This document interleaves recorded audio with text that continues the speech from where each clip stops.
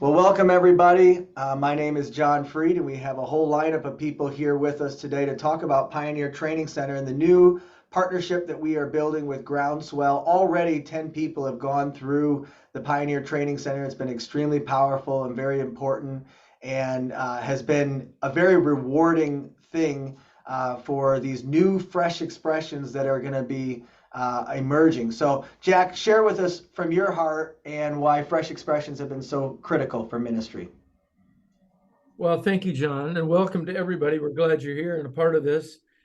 From the Great Lakes region perspective, we just sort of believe the statement that says we need all kinds of methods to reach all kinds of people. The Apostle Paul said in his writings, I made all things to all people that I might by all means reach some. And fresh expressions is one of those ways that we can reach people who would not be reached perhaps by a traditional church or a super large church or something like that. And we are just about the business of reaching people in whatever way we can. And fresh expressions is one of those ways. And so we're behind it. And if you're the pastor of a traditional church, give some consideration to how this might work in your church, in your community, with somebody in your church that could give leadership to a fresh expression. It can work. It does work. It is working at places. And I want to encourage you to give this serious consideration and prayer. So let's go for it. All right. Thank you, Jack, so very much. And as a senior pastor, when I was leading Waterline, I didn't really know, okay, I got these people who want to do fresh expressions, or they have this evangelistic spirit, or they're just starters by nature. How do I invest in them? How do I encourage them? How do I equip them? Where do I begin with them? And so what you're going to share with us now, John West, about the Pioneer Training Center is going to be so life-giving. So I'll turn it over to you, and we'll all mute and listen to John. All right, sounds good. Well, hey, thanks so much for welcoming me, John and Jack. Yeah, excited to have a few moments to share with each of you. If you don't know me, I live in Indianapolis, and I've known John Freed, Katie, some of the others on the call quite a while. And in 2020, we started a ministry called Groundswell, and it's essentially to try to mobilize more workers for the kingdom. That's really our heart.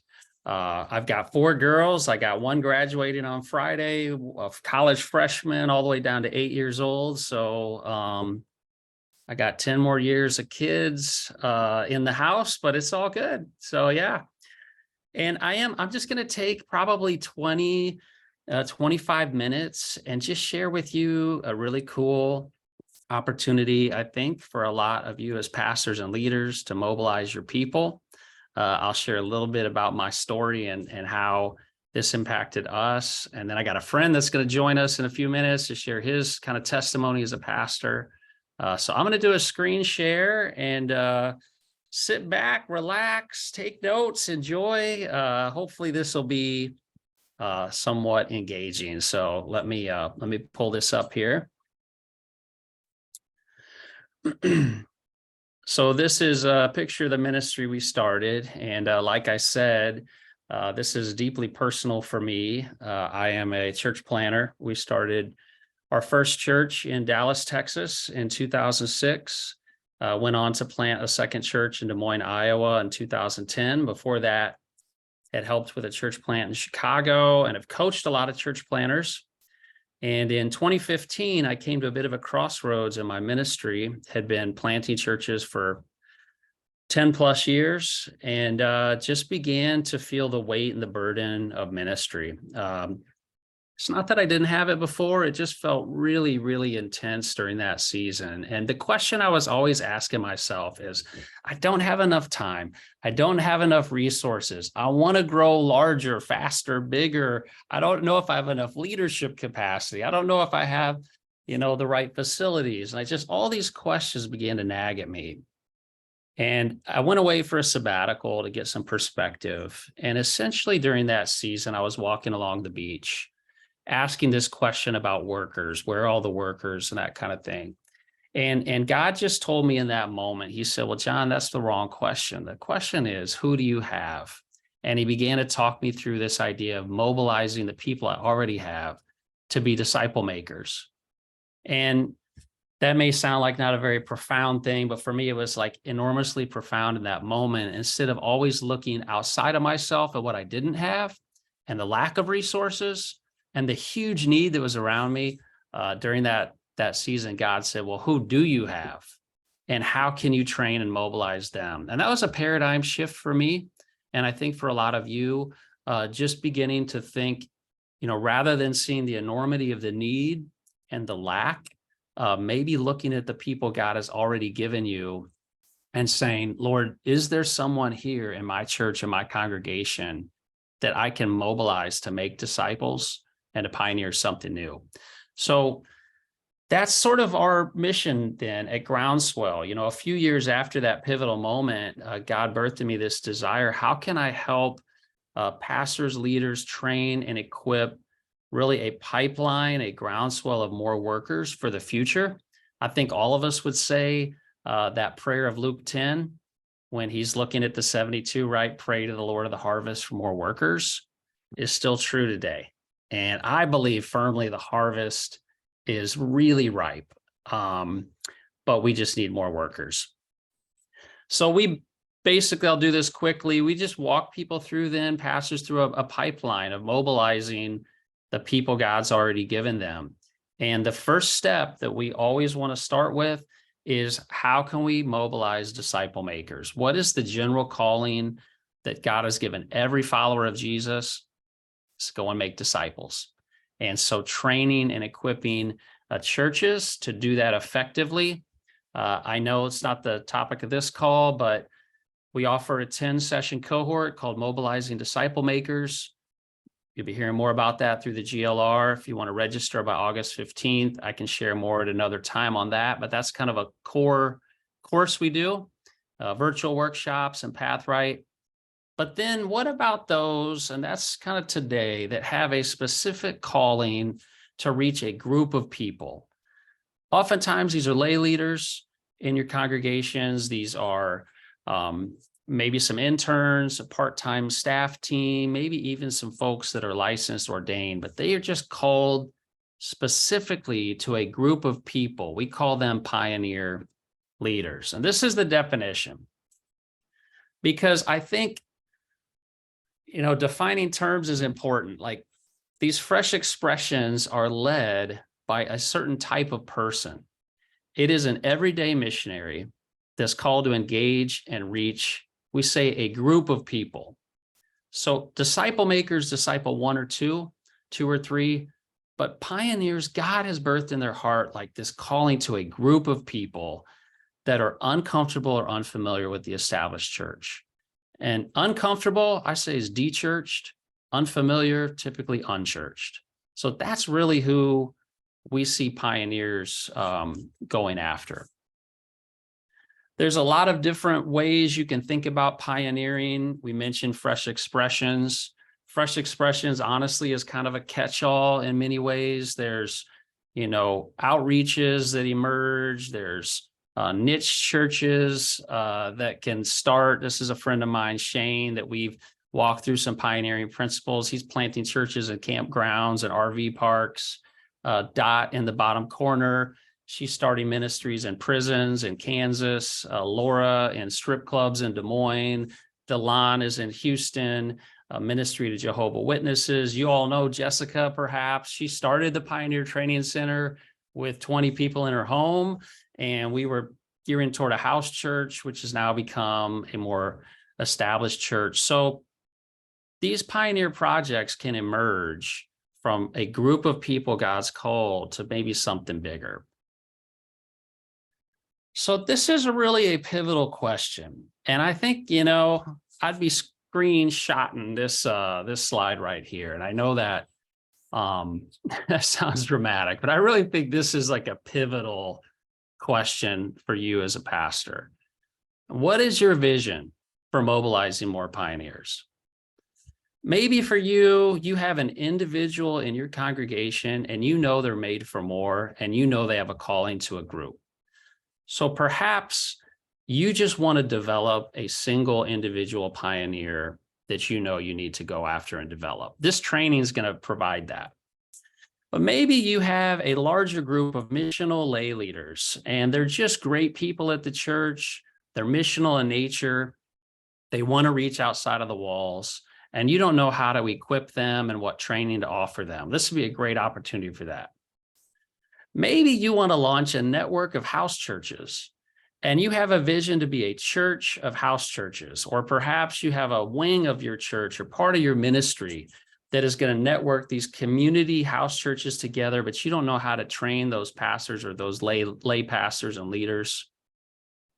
Maybe you want to reach your community through strategic outreach, and you have different demographics of people. We want to hit, those that are hurting drug addiction and homeless, and go down the list. Pioneers, right? Maybe you want to start fresh expressions of the church that really hit a wide range of things, or begin micro churches for specific groups. Maybe you just want to train future church planners that don't even know they're church planners yet. So the Pioneer Training Center hits a lot of these thoughts. And like Jack said earlier, it really is designed to go at some of these non-traditional groups, the niche groups, the pockets here and there, the lay leaders that want to reach this particular segment to start. So many of you already probably have some folks in your church you've identified as pioneers, and they have the capacity and the calling to reach new groups of people, new pockets of people. Maybe some of you need help identifying pioneers. And one of the cool things about our partnership with the GLR is we have a course that we've developed called Live Sent. It's a free tool for GLR pastors. You can utilize it and customize it for your church specifically. After this call, when the Zoom link sent, we'll give you kind of a link on how to get connected to that. Right now, we have 5 or 6 churches already utilizing it on a regular basis with their people. But this little 5-session Live Sent process is a self-guided process that people can take to kind of learn, who has God made me to be and where am I sent to go? And give you a little more information in a follow-up email, but just wanted to let you know, keep that in mind if you think, man, I've got some people, but I'm just not sure if they fit pioneering or who they're called to reach. So just a quick overview of what the Pioneer Training Center is. It's essentially an online platform, and we have a whole lot of courses that we're developing and offering. And the course that I want to share with you is called Pioneer Basic Training. This is a 13-session course. There's an application that pioneers will fill out. We do an orientation, and then we dive into kind of the meat and potatoes of the training itself. On the backside, they'll receive a certificate, and we're also beginning to kind of inaugurate graduations. So this summer, I'll be at a handful of district conferences doing some graduations, which will be really cool to see these lay leaders. And again, some of them are licensed or ordained, but mostly lay leaders graduate with the course. Here's the basic scope and sequence, okay?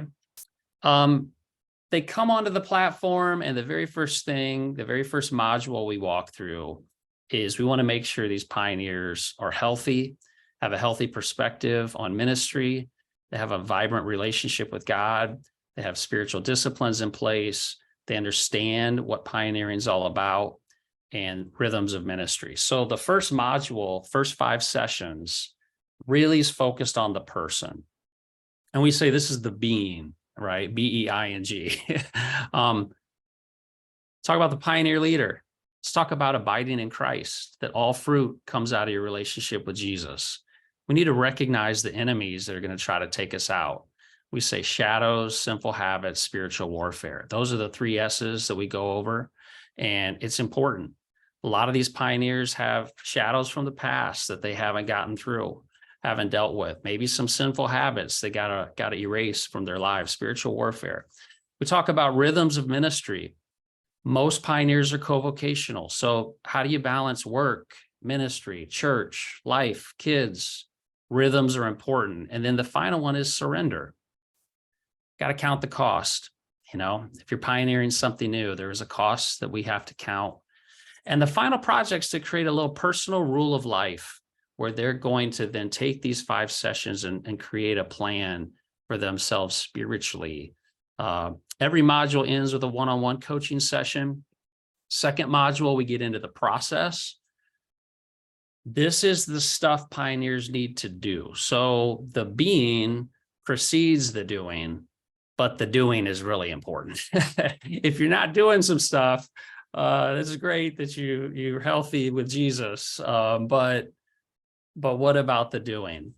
And so the process is really a kind of intuitive process. You learn the context, the frontier, the people group God's called you to reach, because the gospel needs to be contextualized. And so you learn the frontier. That's session 6. We help pioneers learn how to contextualize the gospel for their particular frontier.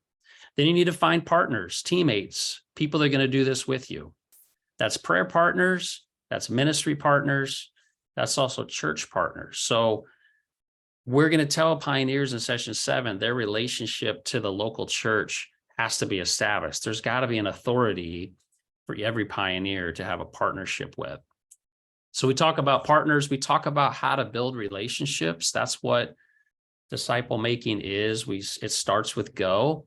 So how do you build relationships with people and begin to bridge the gospel with people?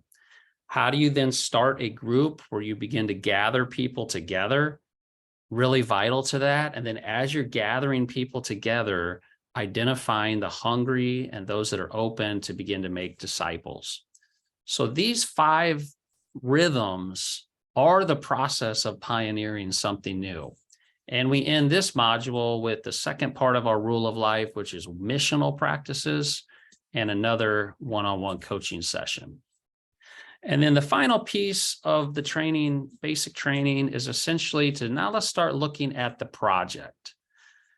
So 11, 12, and 13, we use a vision frame process that Oksana kind of popularized, combined with God dreams. And essentially what this does, it helps pioneers frame sort of their project blueprint. What's your mission? What are your values? What's the strategy? And what are some of the metrics or measurements that are going to define that this was successful? So they'll create a final project blueprint. They'll have a final one-on-one coaching session. And then 60 days after their last meeting, we do a reunion / check-in with each of the pioneers to make sure they're moving forward with those projects. I want to show you a quick online demo so you can see this, and then Jervy will probably be on board shortly. So let me pull up I got a lot of tabs open. All right, here we go. And I know this is just kind of a talking head right now. Oops. But I think this information will be helpful, and then we'll have something we can talk about with the Q&A. Can all see that okay, Jack? Yeah? You guys see that? So when pioneers apply and they're welcomed into the training center, they come into this online platform. This is a pretty incredible tool. Think about it like an enclosed social media account like Facebook or something like that. And so we have hosts and moderators, and then we have members that are on the training center. These are all the different pioneers that are involved and kind of connecting in to the training center. So every pioneer will create their own profile and that type of thing. And then they'll register for a course. This course is called Pioneer Basic Training. It's like everything I just shared with you. They come into this online course to give you a feel of it. It's a little overview here. They do some pre-work. And again, you can see on the pre-work, they'll set up a profile and introduce themselves to the group. There's a really phenomenal app on your phone. You can do all this work on the phone, which is great, or remotely. Spiritual advisor, they get a journal, they read the book, they do some pre-work. Okay, all that stuff happens. And then they come into their orientation, which is their virtual workshop. So a typical session looks like this. Module 1-1. They come on here. Every module has 5 lessons: the compass, trail, field guide, journal, and virtual workshop. The compass, they're going to read 3 or 4 passages of scripture that deal with that topic for the day and just reflect on it. The second piece is the trail. This is the lesson itself. This walks them through that particular topic. So this one's on who pioneer leaders are, characteristics, all that kind of thing. They then go into a field guide, which is some practical application stuff. Review this question, watch this video, do these surveys, interview these people, do this assessment. There's 5 journal questions at the end of the lesson. And then they come into the virtual workshop, which is an online Zoom with that cohort of people. And again, this is all kind of spelled out online here. So they'll go kind of lesson by lesson to create all of that. That tool is really powerful and awesome. Just so you know, when these pioneers are on here, they're asking each other questions or talking through ministry challenges. We've got videos we're throwing out online into the social media side of it. It's just a really, really robust, awesome network. And it gives these pioneers other people to connect with, which is great, that are doing the same thing. And John and I even talked about, if God blesses this and more pastors and leaders catch vision for this, we could create our own kind of channels of the GLR, or maybe even your particular church, if God were to move you in a great way, which you'll hear a story here in a minute of someone that has. So what are the next steps in this? Well, it'd be recruit pioneers. Once you have the vision for how pioneering fits in your church, recruiting pioneers. If you need help with that, Live Sent can be found at groundswell.pathright.com. It's a free course. You can check it out. There's an application that every pioneer will have to fill out. groundswellmovement.net at forms. That's due August 15th. And then there is an orientation we'll do with all the pioneers August 28th. The cost per pioneer is $500. Normally it's $1,000 per pioneer, but we are offering through the GLR, John and the team have offered a 50% scholarship, which is awesome. So you say, who pays for that? Does the church pay for that? Does the pioneer pay that $500? We've just found over the last year of doing this that really it's helpful to maybe split. The church invests $250, the pioneer invests $250. I will say this, I hate it when money becomes a hindrance. So if that's tough for you, please let us know.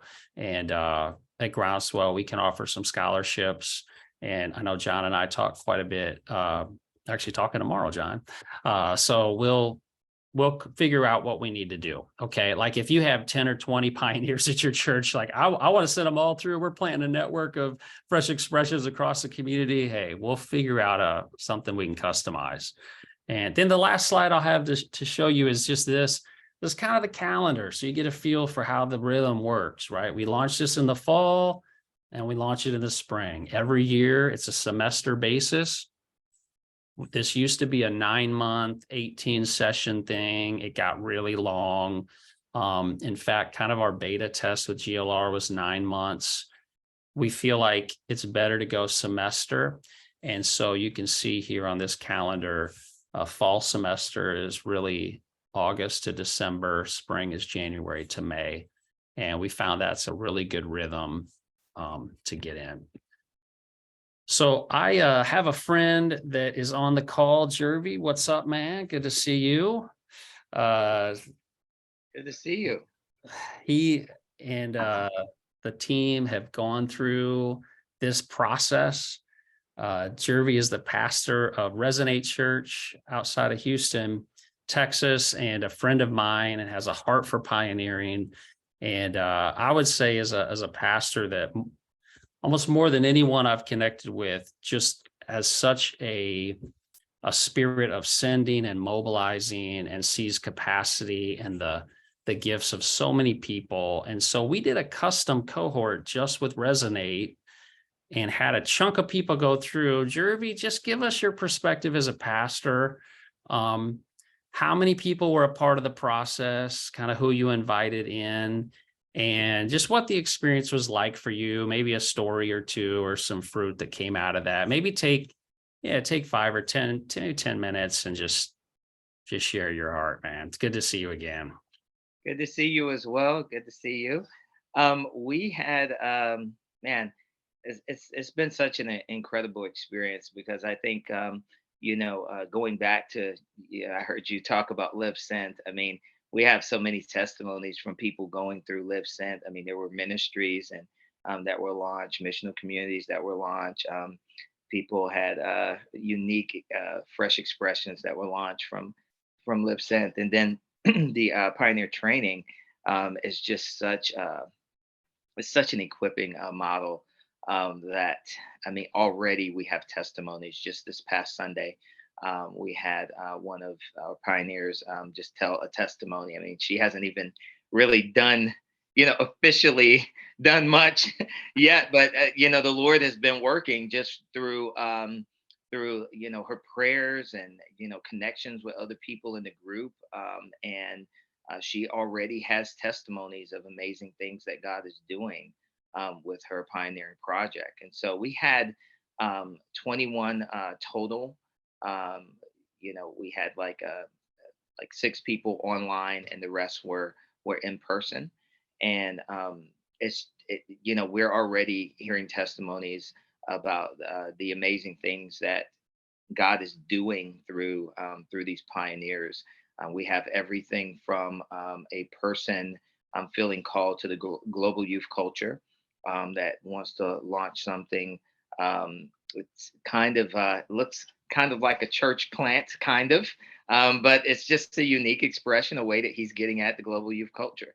And then we have someone doing something that's kind of like an underground railroad for Jehovah's Witnesses, Delon. So she is a former Jehovah's Witness, gave her life to Christ, and now she is free, and God is using her to free. She's like the, Harriet Tubman, man. Yeah, like Harriet Tubman for Jehovah's Witnesses. And so there are people that are coming to Christ. And so these are just amazing. I can tell you so many testimonies of things that have happened during the training, which excites me so much now that they have graduated the training, and we're having a significant time, just kind of coaching them. I'm just so excited. I just get excited about, and I think the thing that excites me most, John, is that, as a pastor, it's kind of cool to sit and listen to what God is doing in the lives of other people. And it's really cool, because some of these are stay-at-home moms, and some of them are just people just in different areas of life, and whatever domain they're in, or wherever they are sent, no matter where that is, they're learning how to be a missionary there. And so that is what really excites me. So we joke a lot now, because Resonate's colors are like Home Depot. And so and so the running joke is, you come to Home Depot, I mean, you can do it, we can help. Right. We literally we literally talk about that every week, because there are more and more people that are excited. And so now, John, we have a bench of another 7 or 8 people that are waiting to start, because when you allow those people to come up and tell their testimonies, there are other people that are sitting out there saying, wait, I have something, stirring in me that I haven't talked to anybody about. Pastor, what do you think about this? Can this be a pioneering project? And you get a chance to have some cool conversations. Yeah, and what I love about Jeremy, just the way you think is you just have a lot of missional imagination. Like, what could this look like? We could do something there. Hey, you know what? You could do that. We can help you. You could do that. We can help you. And I think that's part of the beauty of this. I think for so many years, and especially when I kind of came up in church planning, there was sort of one way to do it. You did a really big ramp up, had to try to be as big of a launch as you can. It's a full-time gig. You got to raise a lot of money. And we're in a season where, and we all know this, our culture is not initially drawn to the big church. They're not seeking the way they used to. So we have to go to them. And Right. I remember as being a pastor, and I know you feel the same way, your margin starts to get thin because you have all of these people with needs and shepherding needs and organizational needs. You're trying to lead this thing. Every 7 days, you've got a huge event you got to prepare for, right? And you got to create a message and sermon and worship. It's like, who is going to reach all of these niches of people? And talking about having a bench is exciting because stories do start to trickle out and other people start to see, hey, I've got opportunity too. So anyway, I appreciate you sharing Yeah. a little bit about that. I mean, for us, our vision is to see a disciple making presence, we say, where people live, work, play, rest, and learn. And Hmm. so to get into all of those spaces, it's really not getting into those spaces. The truth is that we're already in those spaces. Yeah. People just need to learn how to be on mission with Christ in those spaces. And so it's kind of like these conversations give people permission to have conversations about, what would it look like if I did this? And people get excited about that because then they realize that, wait a minute, me going to the gym just takes on a whole new meaning now. Yeah. Or, the fact that, I know so many people that are Jehovah's Witness that are still going to Kingdom Hall that sneak and call me because we're friends. There's God can do something with that, Yeah. and so all of these things become missional opportunities. So, John, I really appreciate you, you know, just leading us in this and allowing us to be a part of this. Thank you. Yeah. Cool, man. Cool. Well, appreciate your time, man. I know you got a packed schedule this morning, so if you need to duck out, feel free whenever. If you want to hang around, feel free. What we did with Resonate is we had 6, 7, 8 on a Zoom window for our virtual workshops. And then one of the windows was a live group of 10 to 15 that were actually there at the church, kind of listening in. So when we broke into facilitation and Q&A, Jervy took the online portion and he had a key lay leader take the live portion. So there's just a lot of unique things we can do, right? And if you have one pioneer or two, fantastic. If you think I may have 10 or 12, I have more here, we could customize a cohort for your church. We could work out a hybrid approach like we did. What do they call it now? Phygital. We created a new name in COVID. So anyway, just know that's there. And same thing on the cost, with Resonate, we found what worked for them to make it happen. So yeah, I pray you'll give this a shot. And John, man, if you have any questions you think others would like to hear, if any of you on the call have questions, I'd love to answer those. Well, thank you, John and Jervy. It's so great to see you and to hear your story and to hear what's going on. I just have 4 questions, and then I want to open it up to others. And then if you are watching this and it's after broadcast, then text us your questions or call us with your questions. We'll be sure to get them to John. The first question I had was, what mindset shift has to happen inside of a senior pastor or senior leader's mind that allows her to say, okay, how do I raise up pioneer leaders, or how do I identify pioneers? Obviously, there is the live sent, but what is the mind? Because right now, pastors are thinking, I need leaders and volunteers for the machine that is going here, the mission that we're going after here. How does that shift happen?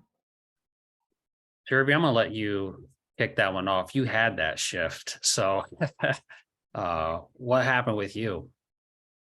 Um, well, I was fortunate enough to actually see my strategic model just fail and crumble, Hmm. and just in frustration, instead of doing this, I'm going to build this thing for God and ask God to bless it. I began to ask Jesus, "What are you doing, and how can I join you?" And it just changes, it shifts everything whenever you ask the question, "Jesus, what are you doing?" Hmm. Because He's doing something everywhere. And Hmm. guess what, Pastor? You can't be everywhere. So, so that's really what this conversation is about. You have people around you that are in spaces that you cannot be, but Jesus is working there. So, Yeah. how then do you allow them to take on the lens of a missionary so that they can join Jesus in what he is doing where they are? Yeah, Man. that's so good. Yeah. Man, that is so good. Jack, Jack. yes.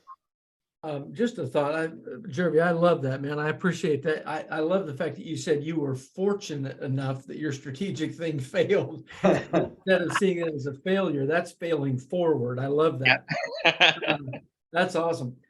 John, one of the things that I feel like I see a lot is pastors are afraid to ask somebody to step into something because they're afraid the person will see it as another burden, another time commitment, and all that kind of stuff, instead of seeing it as a way that releases that person into God's call on their lives, that gives them joy and fulfillment and significance and meaning. And I think pastors have to flip that upside down. It's not a burden, it's releasing somebody into God's calling. Amen. Preach on that one.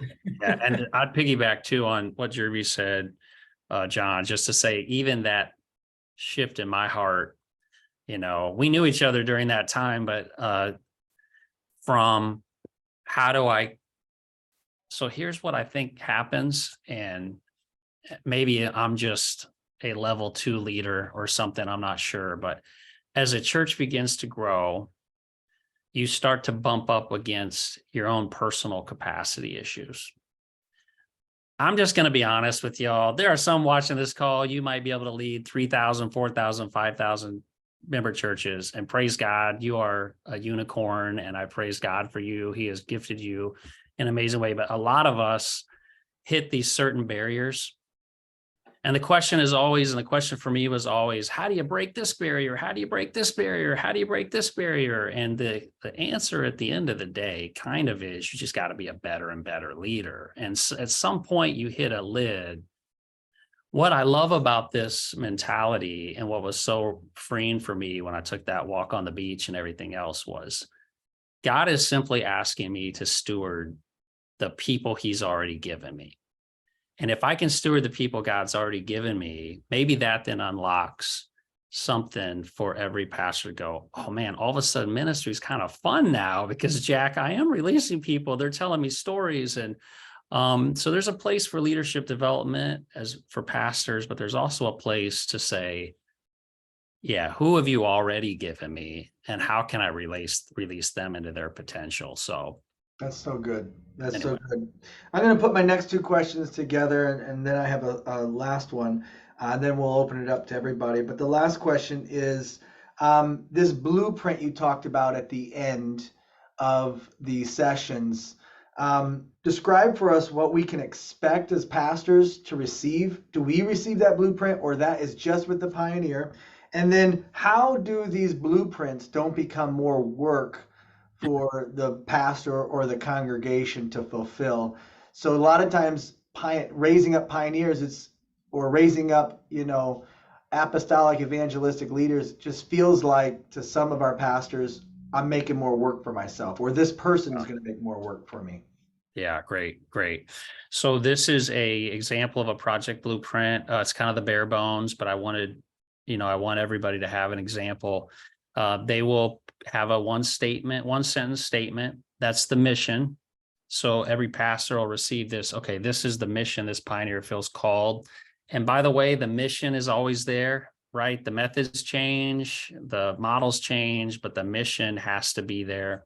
Mm-hmm. They will create a list of 4 to 6 values that basically flesh out what gives this thing its soul? Like, what are some of the things that, so we're going to be hospitable when we do this. We're going to have fun when we do this. Like, this is kind of why. There's the strategy. They'll have basically, we try to do like a linear strategy. What's step 1, step 2, step 3. So this particular one, in a prayer walk, they're going to play soccer, they're going to eat meals together. They've got strategic questions. They're going to start at a DBS. They're going to do a mission trip. And then there's measures, and the measures are, we say, output goals and input goals. So the output goal is the fruit of something. They want to have 15 people, immigrant soccer players, in this Discovery Bible study. That's fine. I would like 10,000 people on Sunday morning in worship. That doesn't really mean anything. So then we go, what are the input goals to get there? And so they have their input goals. And then the last thing they do is they do a 1-paragraph vision. This is like an elevator pitch. If you were in an elevator, you had 3 minutes, write us out an elevator pitch vision. And so this vision frame concept here at the bottom, they get the edges. And when the edges are in place, the picture starts to emerge of what this could be. And they begin to then, and so the very last session, they actually share their elevator pitches or their vision with one another. So that's on the Pioneer Training Center level. And then we just started this because we're learning as we go, 60-day, so it's 2 months later, we do a check-in with all the pioneers to see how's it going? What do you need?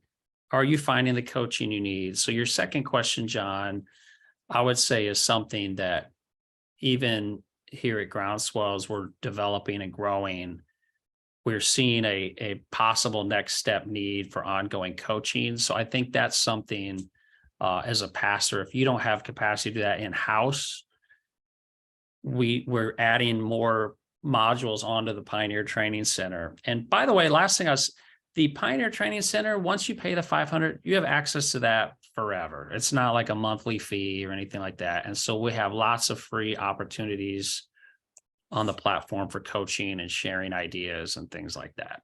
Yeah. That's beautiful. That's beautiful. And that is a good way, post with that blueprint. Hopefully they'll be coming to the GLR, and we with other partner churches can help support that, because if there's churches who say, well, I want to pour into these new pioneers, but they're not being raised up in our congregation, but we're, as a legacy church, we can help initiate that and serve that movement. Thank you.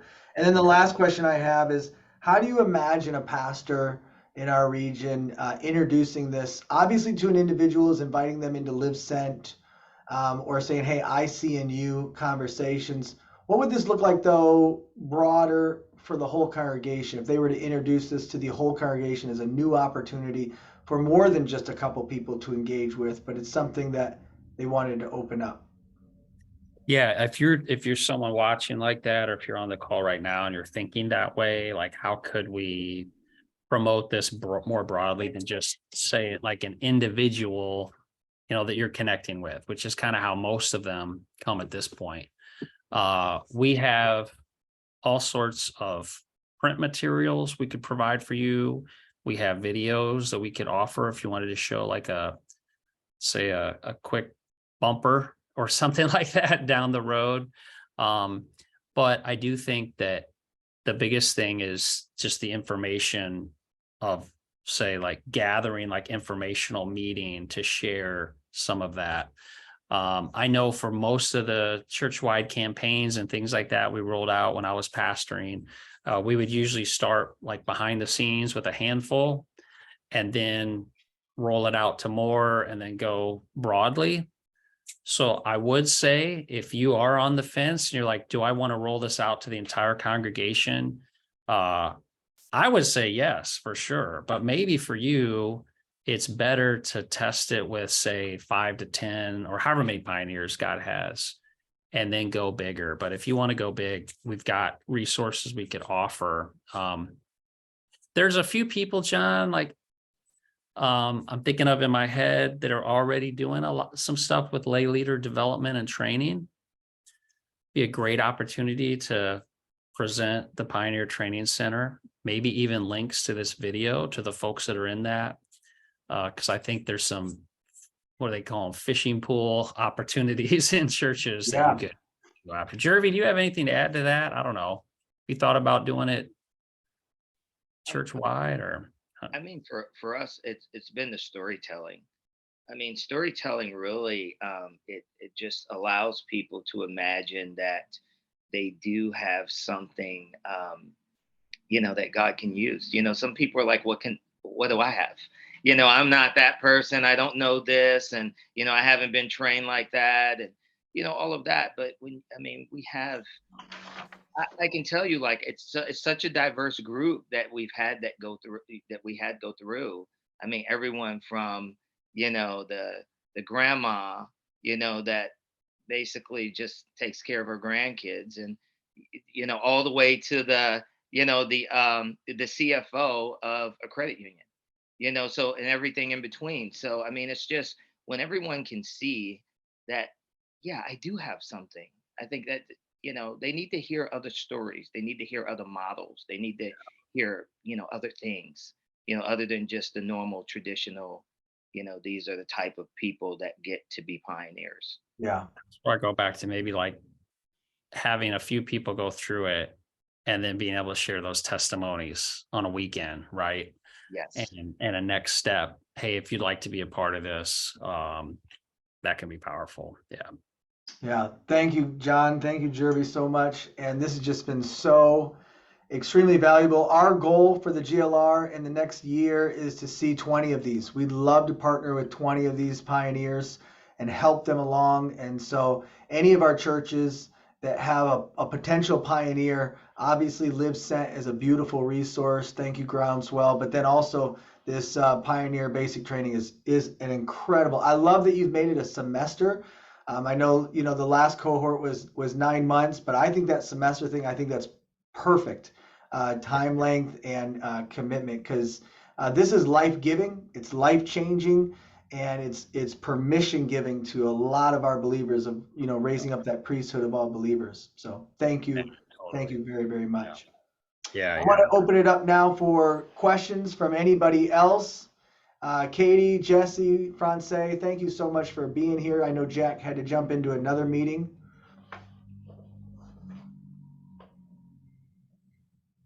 I have a question. Yeah. Good to see you guys.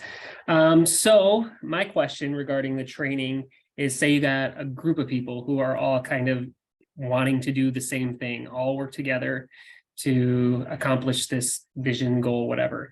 How would you kind of envision that training working with a group of people? Yeah. So we do the pricing per project, not per person.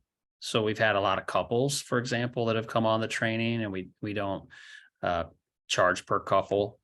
So I would say that to start off. Second thing is, if you had 4 or 5 individuals, say, coming together on one project, they would all go through the online. And then what we encourage them to do is compare notes between sessions, because it's always interesting. One may fill out it one way, the second a different way, the third another way. And then on the project blueprint, and I'll just say this, Jesse, we probably had 5 situations like this. So I don't have like a huge sample size, but during the project blueprint phase, that last module, we have really encouraged them to collaborate on that. Like when you're finding partners, for example, module 2.2, if you've already got 4 or 5 people that are partners and on a team, we go through like the 5 C's of finding good team members, character, competence, chemistry, complementary, like all these things. So that's a fun exercise they'll have, like even how they fit. We walk through APEST with everyone, apostle, prophet, evangelist. So that's kind of a fun team building thing. So anyway, just hopefully that answered your question. Oh, that's awesome. That's a great question, Jesse. I never even thought of that. It's so good. Katie, you had a question, I think, in the chat. I just closed it, but yeah. One of the questions I have is, we have a couple, for an example, that has already started their project, their ministry, and launched. but there's so many things within the holistic process that I think would benefit them for quality and for leadership development and that vision casting. So they're already going, but can they come back and kind of go through? They need a lot of the being Yeah. before the doing, while learning to do the doing, better. I would say this process probably works better for those that have a project in mind. Even though it could be for the person that just says, I just kind of feel called and I'm not sure what God's leading me to do. They're going to go through a lot of modules to discover that. But if on the front end, they've already got some track record and they can now go through it with like fresh eyes with what they're doing, I just think it's a huge benefit. We do have a number of folks that have done that. And it's funny, I'm actually in the fall leading a cohort for a group of pastors in the South that are all smaller churches that need to recapture sort of the pioneering spirit. And we just decided, hey, you know what? In many ways, you are leading a pioneering something new. And yes, it's an established church and maybe it needs to be more revitalization, but you got to capture this pioneer spirit again. So they've seen the material and signed it up for us. So yeah, I would say yes. That's great. Great question. Any other questions? And obviously you can all contact John and I know Jervy, you're always willing to coach and consult and help people along, and we appreciate your time today as well. Well, I just thank you guys so much for being on here. And those of you who are tuning in, John, what's the best way to get a hold of you? Yeah, I would say email, check it all the time, jwiest@groundswellmovement.net is an easy one. Also, yeah, I mean, carrier pigeon, phone number, I could give you everything, IG account, Facebook, but I am on Facebook, Instagram, jwest@groundswellmovement.net is probably the easiest though. All right. Guys, thank you so much for being on here. I'm going to stop recording.